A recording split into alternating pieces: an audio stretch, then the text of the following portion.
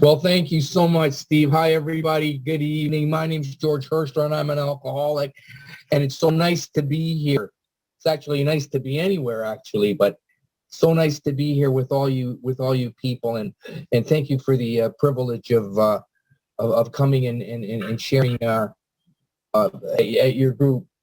And it's a privilege for me to be an Alcoholics Anonymous and to have this life that I have today. My sobriety date is September the 15th of 1991.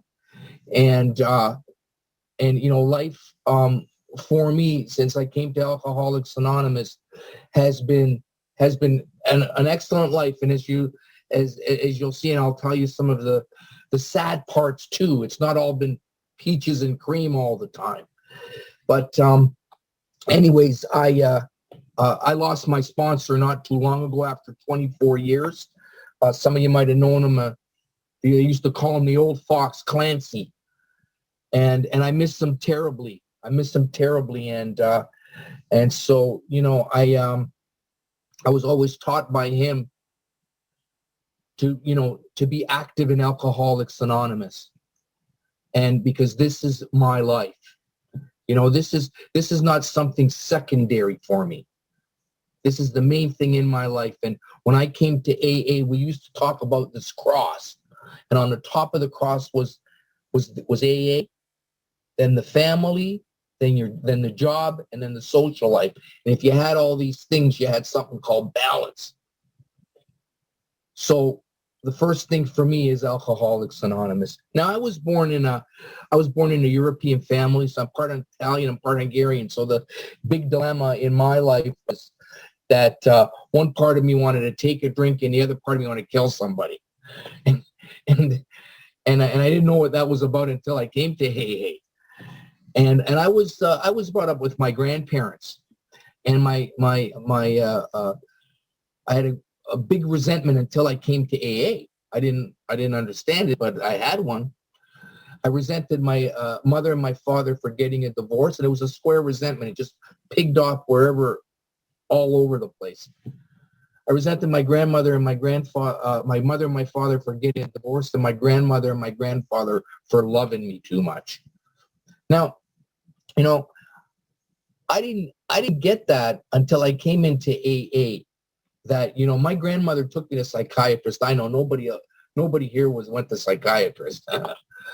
And I told him that I resented my grandparents for loving me too much. He said, "Hold on right there." He went out, got my grandmother. He said, "We can't help this boy." If he would have made a proper diagnosis, he might have asked me, do I drink? Or because I started drinking at a very young age. I had my first drink when I was 5 years old. And I wasn't, walking around drunk with a gallon of booze, but I came from a European family. We took sips, and so I resented them. I resented them until I came here. And when I sat down with a sponsor to do a fifth step of Alcoholics Anonymous, and he said right across from the table, "Me too, kid. I resented my family for loving me too." And then I got it. But anyways, so like I said, I was, I had my first drink when I was 5 years old, and I liked it. I liked drinking. I loved the way that it tasted. It went down to me like a firecracker. And about 12 years old, I'd met my father for the first time, and I was at a just right after that, I was at a party at my mother's. It was New Year's Eve, and they went party hopping. And so they let me there with the babysitter. And there was a whole bunch of Hungarian red wine there, gallons of it. So I polished off a half a gallon of Hungarian red wine. Now, you know how I said to you that it went down in me like when I was 5 years old, like a firecracker? At 12 years old, it went off in me like a bomb. And I wasn't the same again until I came to AA. It wasn't the same until, after that, I got this psychic change, if you will. The big book calls it, I turned from Dr. Jekyll to Mr. Hyde. Every time I drank, I became a different person. And the guy that wrote that was a guy named Robert Louis Stevens. That was self-autobiographical. That whole story, Dr. Jekyll, Mr. Hyde. He died of alcoholism, this guy. So I went on and I got, I was always getting myself into trouble. Eventually I got into so much trouble that the family got together. They sent me to Europe to school. I went there twice, but the second time I went there was about 15 years old. And,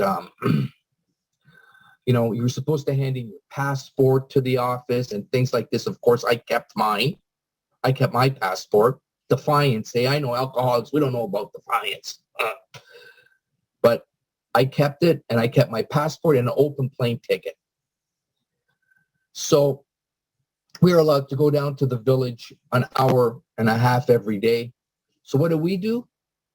Alcoholics, we hang around with drinkers, eh? So a bunch of us guys would always go into the pub there, and there, if you were 15 years old, they serve you booze, eh? They get nice big beers, eh? When big steins like this. I don't want to sound it too good so somebody goes out and gets plastered tonight. But they gave you big beers like this, so we had a couple of those. And then, the keen alcoholic minds would get together and talk, eh? And so one day this guy says, listen, no one in the history of the school has ever escaped from here before. I said, pardon? Nobody ever escaped from the school before. So right away, alcoholics say, how we go into fantasy. We're in fantasy land a lot, eh? So I go right into fantasy land.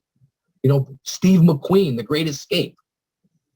So he set up this whole plan that I was going to go from a place called Castle, where I was, to Nuremberg, get on a plane, and go back to Toronto. So that's what I did. Except in Frankfurt, which was the biggest airport in the world for joining flights, I don't know if it is now, I got stuck.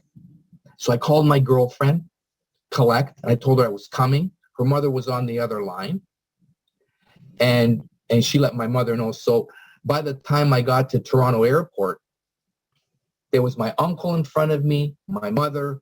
There was some security on the left-hand side. I don't know if they were there for me or not, but they had me. Okay? And I was in the car with my uncle. My uncle said this, he was a Hungarian guy, scary dude, scary guy. I really respected him, but he was a scary guy.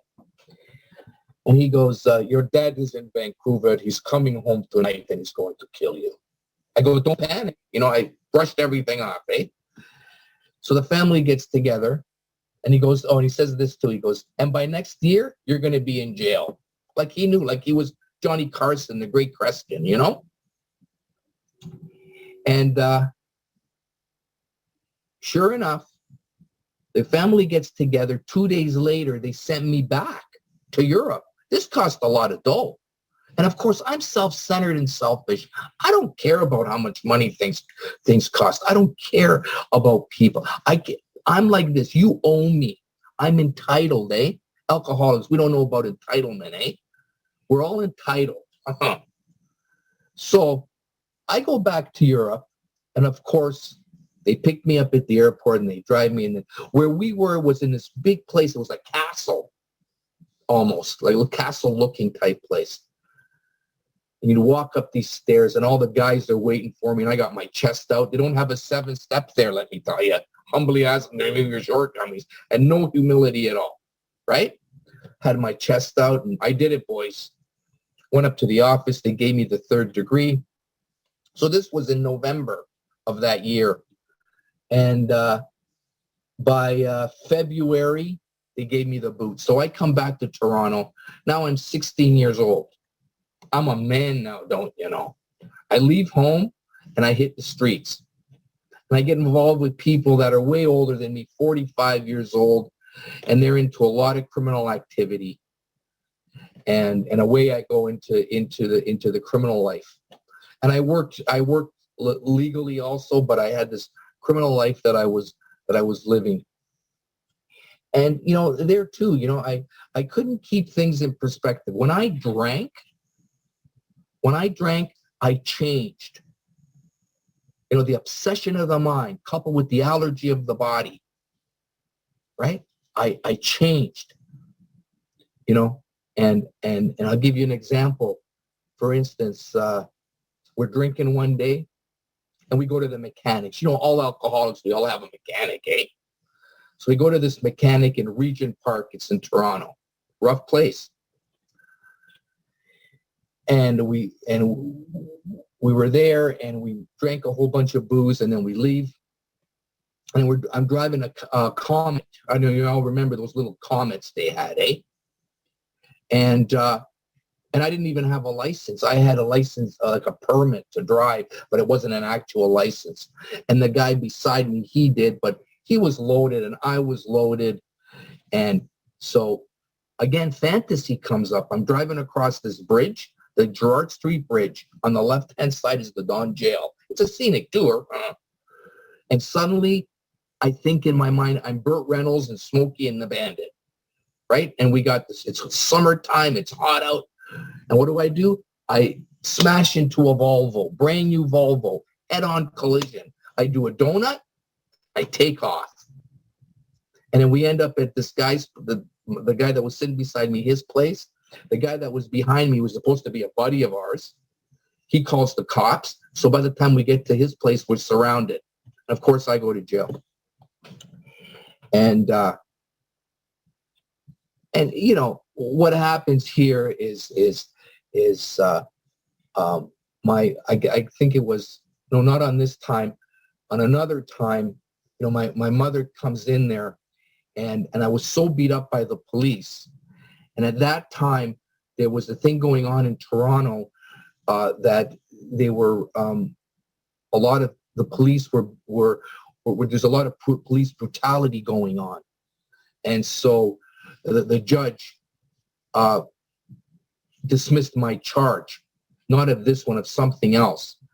It was a public mischief situation. I was fighting police and things like that. But that's how I get when I drink, right?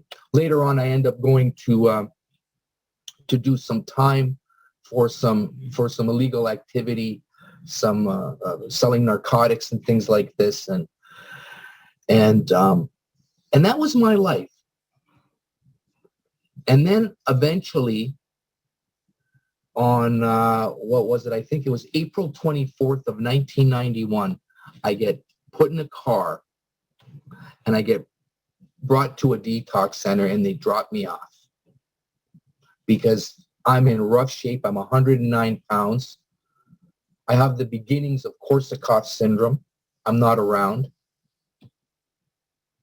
Okay, and that's how you people got me. At that time, in the detox centers, it's much different now. But at that time, the one that I went to, it was run by a bunch of Scotsmen. And these guys were great. They would say this to me. They said, "Judge, you're going to the meeting tonight. They're coming to get you." And, and I said, "Well, I don't want to go." He says, "I don't care if you want to go. You're going to the meeting. Now shut up and go upstairs and lie down because you're shaking all over the place. And you come and they take you to the meetings." These guys were more concerned about saving my life than hurting my feelings. And little bit by little bit, I went to the meeting, and then they sent me away to 30-day treatment center. I came back. I never went back to Toronto. I stayed in the Niagara region. That's where Niagara Falls is, and St. Catharines, if any of you ever been there, on the Canadian side. And I got into the AA community there, which was fantastic. And I remember getting my first sponsor. It was a little guy. His name was Jimmy F. He used to rob the Brinks trucks. And I asked him, I go, "Jimmy, will you be my sponsor?" He goes, "Yep, just do what I tell you to do." I go, "Okay."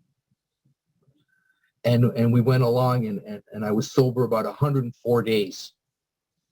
I was going to meetings, and I was praying, right? But I didn't understand the disease of alcoholism. I didn't understand that drinking was not my problem. Sobriety was my problem. I didn't understand that until much later on. And I was in so much pain at 104 days that I picked up a drink and put some other poisons in my body. Tried to kill myself. And obviously it didn't work. And Jimmy would come, he'd knock on the door. I go, hello? It's open up. Yeah? Come on. We're going to the meeting. Oh, I can't go. I've been drinking. Yeah, I know you've been drinking. Come on, we're going to the meeting.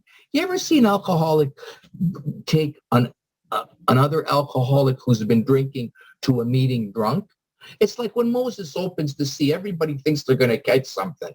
Give me a break, will you? What do you think? Alcoholics, we bring alcoholics to Alcoholics Anonymous. So this guy brought me to meetings drunk, and little bit by little bit. He gave me the greatest gift, what we have in Alcoholics Anonymous. We love people back to life again.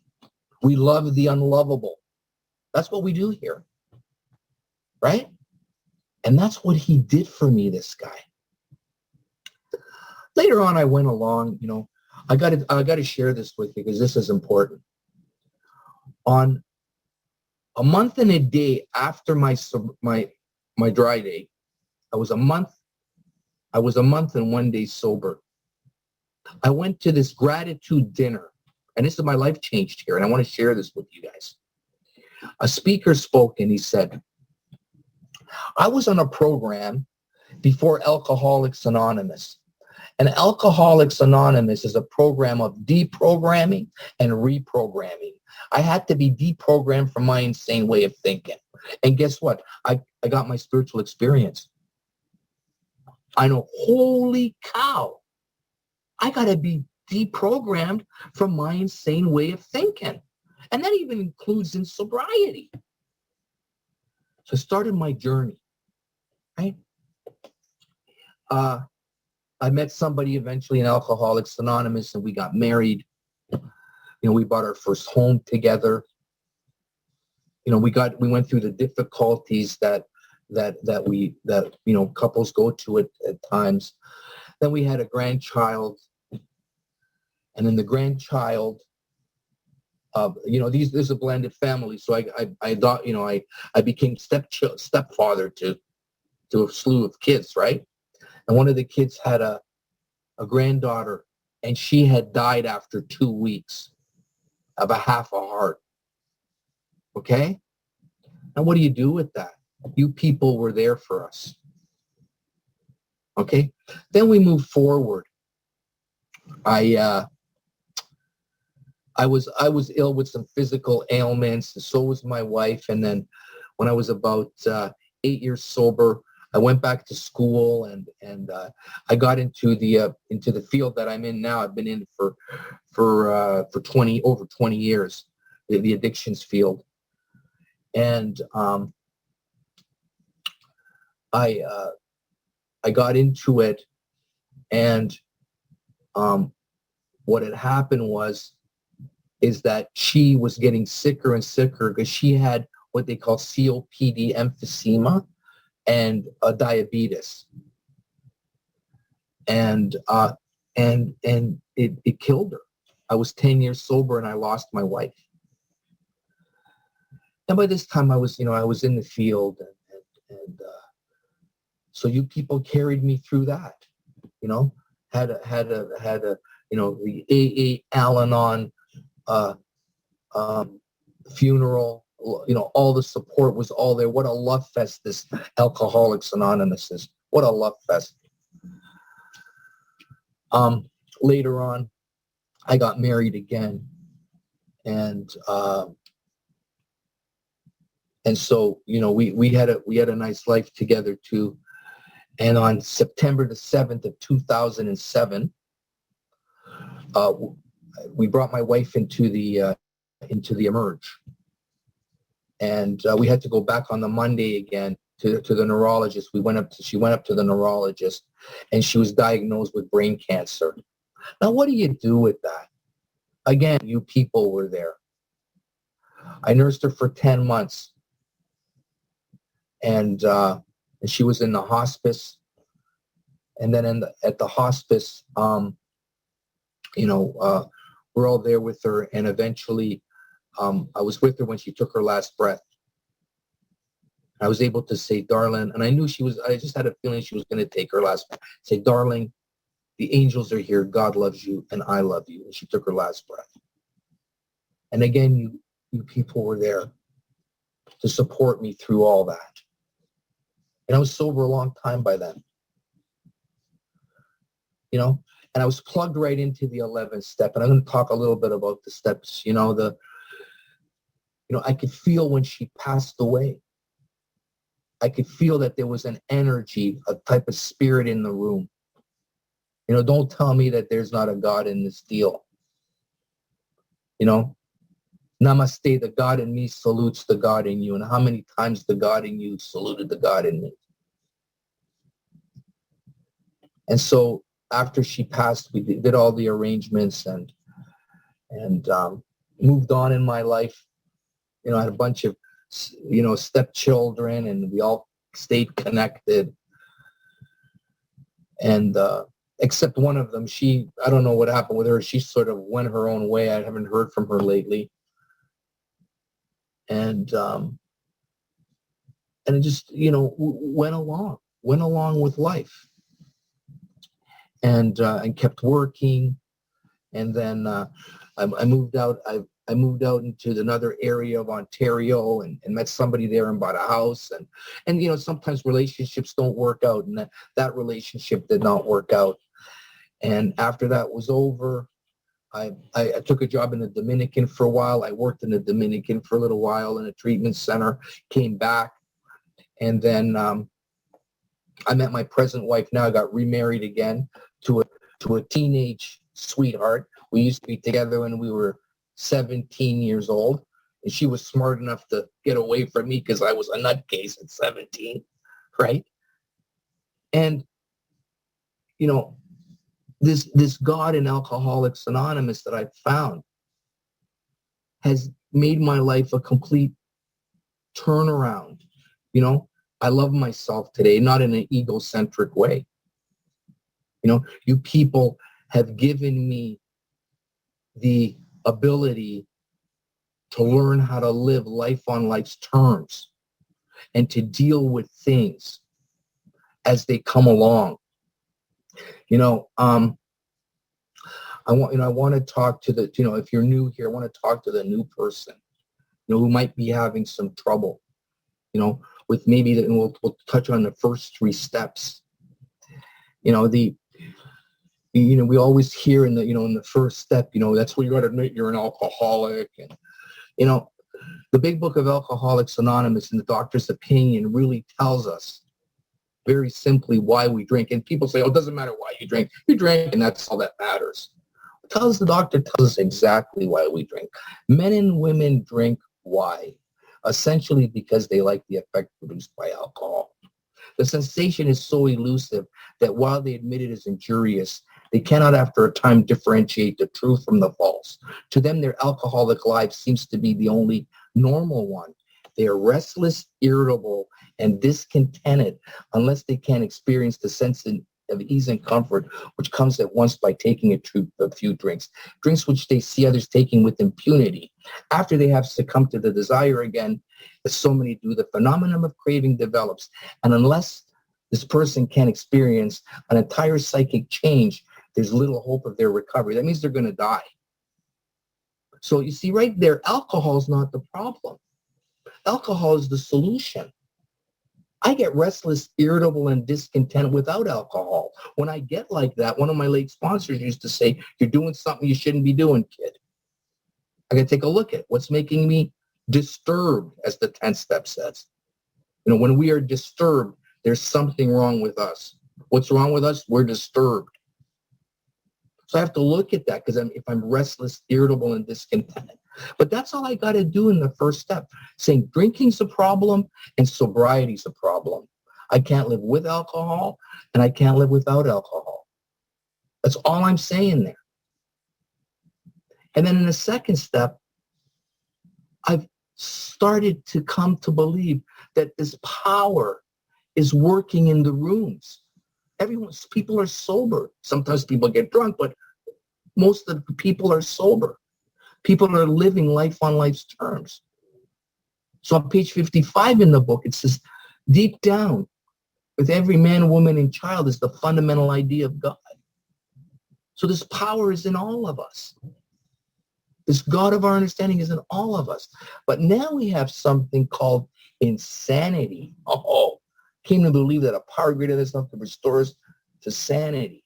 So that means that we have insanity going on. So it's not the insane thinking I did when I was drinking that we talk about here. It's insane thinking I do when I'm stone cold sober to think that I can take a drink again. So how does that happen? Well, if I get too hungry, angry, lonely, or tired, my perceptions will get distorted. I've learned here through my late sponsor that alcoholism is a disease of perception. When the brain of the alcoholic under significant amount of stress or pressure cannot find any release to relieve the conflict, the brain of the alcoholic will induce temporary psychosis. Things are going to look different than they really are. The book calls it 100 forms of self-delusion. That's what the book calls. Delusion is a form of psychosis when you see things different than they really are.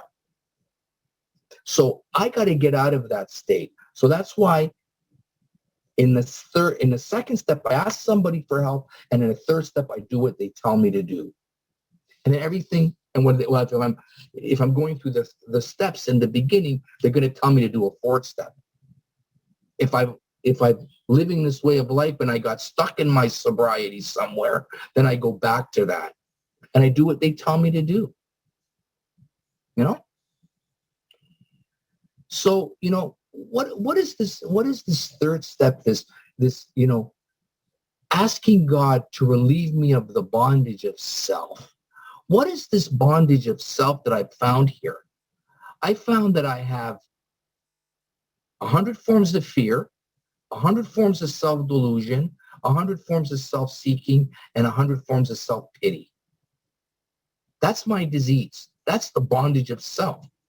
So on an inventory, on a fourth step, I'll look at some of those, discover some of those. Sixth step, discard them.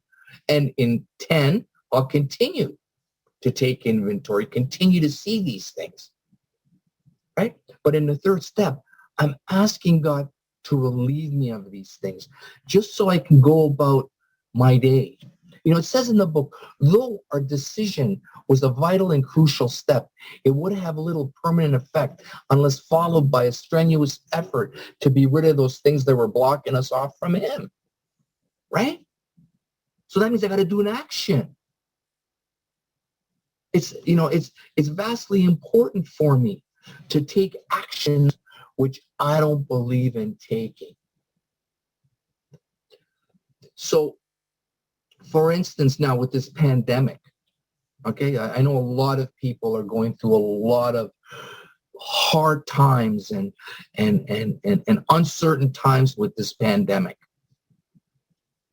Okay, I have learned here that there's the fourth dimension and there's a third dimension. The fourth dimension is God. The third dimension is everyday life. The pandemic for me is a part of the third dimension. The work here is for me to bring my fourth dimension experience into the third dimension reality. That's the work. You see, I can't do that unless I'm dying of self. Like one of these guys said, Paul, I think it was this guy that they wrote about, St. Paul, his name was. He talked about we must die daily to self, right? The masters, all masters, if you read any spiritual books, will talk about the dying to self. And so that's what I try to do on a daily basis. I'm in a position where, my lovely wife's in Al-Anon, and she's in a type of work that she's essential, so she has not stopped working since this pandemic.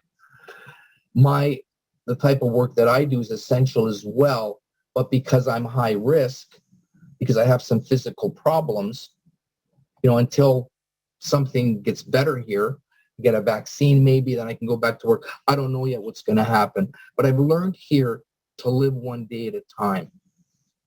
And I learned here to be to be a fit maximum service to God and to my fellows. My grandmother, both of my grandmothers passed away since I've been sober, and I have a good relationship with my family. My grandfather's 97. My mother's in her 70s. She's gotten ill. She has a COPD as well, and my father lives in Florida, and I'm able to be a son to my father, a son to my mother, a brother to my brother, a stepfather to my stepchildren, a grandfather to my grandchildren. That's because of you people and the God of my understanding. This is about change here. Deep down, if we go down, we don't really change that much, but we do change. In step 6 and 7, I learned from an old timer many years ago, a guy named Don C. He was from Akron. He was responsible for helping start the Dr. Bob Foundation with some other people, if I remember correctly. And Don used to talk about, the 6th step, we stop doing the things we like to do. And in step 7, we start doing the things we don't like to do. Right? So, so if you're new and you're just venturing through the steps and you get to your 3rd step and you go to your 4th and 5th and you do this work, then some changes are going to start to happen in 6 and 7. And if you're old here, sometimes we have to go back there. Stop doing the things we like to do and start doing the things we don't like to do. Right? And start doing things we don't like to do. Bill Wilson writes an article on emotional sobriety, the next frontier in the language of the heart. This unhealthy dependency we have on situations, on people, on business, or whatever the case may be. And we get away slowly from the dependency on God. This is a very cunning, baffling, and powerful illness. I worked on Skid Row at one time. A lot of people will never see the actual wet brain of somebody where we change their diapers and they're shuffling down the hall because alcohol has killed the brain cells. Right? So I have to watch that I don't have unhealthy dependencies. And when I do, I got to write them down. If I'm controlling or whatever the case may be, I got to write down in an inventory and talk to a sponsor. Right? Maturity is the key here. That's what I remember, Clancy, all the time that I was with him, God rest his soul, he was trying to teach me and show me by the actions that I take in Alcoholics Anonymous how to get some maturity. That's what this is about, maturity. And that's what Bill's article's about. Emotional sobriety, the next frontier. It's about getting some maturity and stripping away those things that are blocking me off from having good relationships with my fellows and with God and with the universe and the people in it.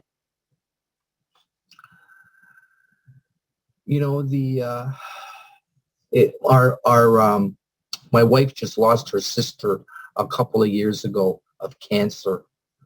And then she had to go through this knee replacement, right? And, it kind of was very, very difficult, watching her go through this, and practicing love and tolerance and patience and understanding. But thank God we have 2 programs in our home, and we can practice this stuff, because alcoholism doesn't go away. I believe if you shake any family tree in this world, an alcoholic will fall out of it somewhere. And if an alcoholic falls out of it somewhere, that means the disease of alcoholism has gone through the family somewhere. It's a family disease. And if it hasn't been looked at and it is not being dealt with, then it's untreated alcoholism. And it roars through attitudes and it roars through people. And alcohol really has nothing to do with this. Alcohol only has something to do with this once the individual picks up the drink, because then they're done dealing. There's been times in my sobriety, I'll be very honest with you. I was 18 years sober. Suddenly, not the obsession, but this strong thought, maybe obsession, I could say, came back for me to want to drink. I called Clancy. We talked about it. At 23 years of sobriety, again, it came back, right? Suddenly, talk to my co-sponsor, because Clancy was out of time. It was summer. I don't remember. Talked to my co-sponsor. We did an inventory quickly around it, right? But this can happen at any time. And so the training that I get in Alcoholics Anonymous keeps me on my toes, one day at a time. I got to have the 3 P's here: people, program, and prayer. I got to have those 3 things too. It's very, very necessary for me. So through this, like I was saying, through this pandemic, I've been, I love the Zoom. I love the Zoom platform. Do a lot of meetings, met a lot of different people. I mean, Steve gave me a call. We talked on the phone for a while. Never met him. Nice guy. Because we're talking the language of the heart, right? We're talking about this unity. Did y'all notice how unified Alcoholics Anonymous has become on a worldwide level? It was unified before, but I believe much more so through this pandemic. It has become strong and unified because our common welfare has come first. Personal recovery depends upon our unity. Phenomenal. And how much of the informed group conscience, right, has occurred, right? In a lot of the groups and a lot of the aspects in Alcoholics Anonymous now, people aren't beefing that much with each other. We sort of come to a place where we're working together. Phenomenal thing. God, I believe that I got to be careful how I say things certain times. God does for ourselves what we can't do for ourselves. God's not going to do for you what you can do for yourself. So, God makes the grass grow, but I got to cut it. Okay? God's not going to hand anybody a job. You got to go out, you got to pound the pavement. Right? God's not going to do things first what we can do for ourselves. But like with this pandemic, for instance, right? In the beginning, there was no solution. We didn't have no vaccine. We didn't have anything. Suddenly people get together. Just slowly they get together and they start working. Now there's a vaccine, right? So there's a solution coming to us. We don't know how great it's going to work or not. I don't want to even get into that. That's a whole different issue altogether and a topic. but little bit by little bit, you know, there's still, I believe this, while there's still babies coming, God still cares about us and wants us to be here. You know, Chuck C, I don't know if y'all, that's my lineage. I come from that lineage. You know, Chuck had this, they put it into his book he did the Polymasonry retreat, and the book is called A New Pair of Glasses. I don't know if y'all have seen that book or not. A very interesting book, you know. Chuck talked about this diagram that he had on this, and in his thinking, God, good, and life were synonymous. They all meant the same thing. And he had dots in this circle, and the dots meant all of us. So while we're in the middle of the circle and a part of God, good, and life, we're not outside the circle. And outside the circle is a line which represented conscious ego separation from, and the pencil man on the other side of the line. So that's where I was for all my life before I came to AA, outside of the world. I was in my own world, the world of alcoholism, the world of active alcoholism, and spiritual desolation. My spirit was negative, was dark within it. It wasn't happening. Only my spirit would lift if I wanted something from you. That's called selfishness, right? So my job is to get into the circle on a daily basis. Be in that circle, right? God, good, and life. God is life. We are alive, Chuck said. So God is that which we are. We're all God's kids. We're all a part of God. I don't have to look for God anymore. God's not lost. What I'm looking for, I'm looking with. The only thing that was ever lost around here was me. You know, I was mesmerized by my own magnificence all my life. And I came to you people, and you people put me slowly in my right place. You slowly started to, and of course, God, this transformation started to occur. I got this thing called a spiritual awakening. I started to change, right? Bill also writes in the language of the heart, the greatest gift of all, the continuing awakening. He says we must continually awaken or we'll surely die. Awaken to what? Awaken to our defects of character. Awaken to the fourth dimension spiritual principles, right? To honesty, to open-mindedness, to willingness, to courage, to integrity and dignity, to patience, to tolerance, to humility, to brotherly love, to forgiveness, to self-restraint, to spiritual awareness. And Dr. Bob said we could put our 12 steps together with two words, love and service. So that's what I try to bring into the third dimension existence, right? That's what I tried to bring into the way that I'm living my life today, with some semblance of spiritual principles. You know, my brother, I gotta tell you about my little brother.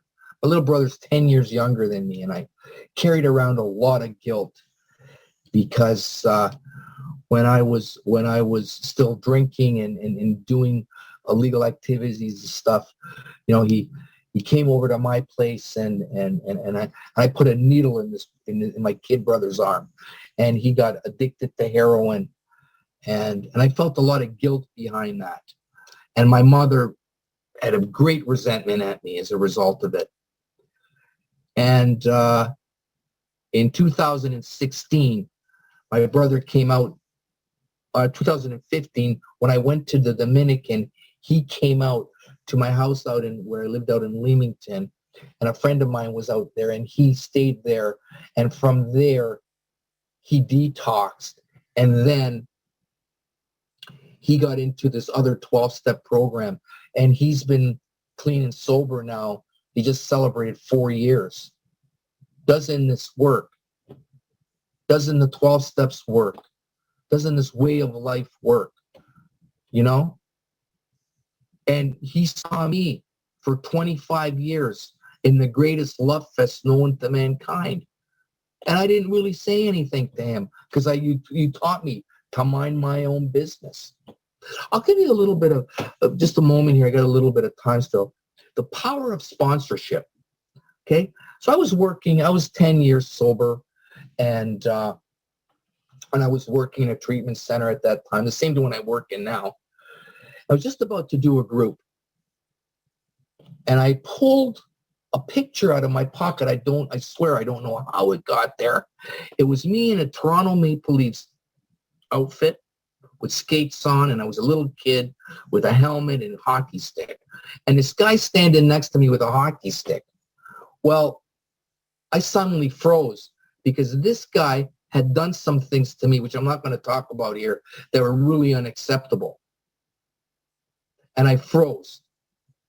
And I called Clancy and I said, and I told him what happened. He says, "Kid, that guy was, I don't use foul language, but he said a couple of things. He says, just forget about it. He says, you're okay. I love you. You're all right." And I hung the phone up, and everything became all right again. Everything became all right. That situation, I thought I had dealt with it when I was a couple of years sober, but it came back. And that was the power of sponsorship. You know, when my first wife died, this is a nice story. They picked me up in a place called Cambridge. I don't know if you all know Canada or not. They picked me up in a place called Cambridge, brought me back to St. Catharines. I was at a friend of mine's who was in AA, and one of my stepdaughters didn't want to bring the granddaughter to her grandmother's funeral, and that really upset me. So I called Clancy, and I said to him, and I was very upset. He says, "Listen, you just focus on what you got to take care of right now, and don't worry about anybody else. Just take care of your business." Right? And he really upset me. He hung the phone up. But you know what? I did what he told me to do. And I took care of what I needed to take care of. The funeral, after the moment, it was a memorial. After that, they put me in a car and they took me to the London Convention. I'm talking the day after this, or the day of the memorial. After it was over, they took me to the London Convention. And who do I meet there? Is Dr. Bob's son, Smitty. He's a member of Al-Anon. And Smitty's wife had just passed away. He told me to get a big book, and he wrote it in my big book. It's put away in a box. But he says in this book, he wrote in this, he says, "George, I know God knows how you feel, and so do I." And he signed it for me. And I've kept that. It's a memory. It's a memory for me. And later on, he passed away. But again, that feeling that sometimes I get, or I've gotten in the past, and I had that day, that separateness, that emptiness. God worked through Dr. Bob's son to give me that wholeness back, at least for that amount of period of time. Anyways, folks, it's about 3 minutes to 9 here. I just want to, I'll close with this, and this is what I usually close with. It's a prayer that I do. I do it a lot. I do my 3rd step prayer every day, 7 and 11 step prayer. It works for me. I don't know if it works for anybody else, but it works for me. And I do this prayer, and I close with this. And this is how I feel about you, all of you. Thank God for you, good friend of mine. Seldom is a friendship such as thine. How very much I wish to be as helpful as you have been to me. Of many prayer guests one thou art, on whom I ask God to impart his blessings from his storehouse rare, and grant to you his gracious care. As I recall from time to time how you have inspired this heart of mine, I find myself inclined to pray, God bless my friend this very day. So often at the throne of grace there comes the picture of your face, and then instinctively I pray that God may guide you all the way. Someday I hope with you to stand before the throne of God's right hand and say to you at journey's end, praise God, you've been to me a friend. Thanks for my sobriety, and thanks for allowing me to share tonight.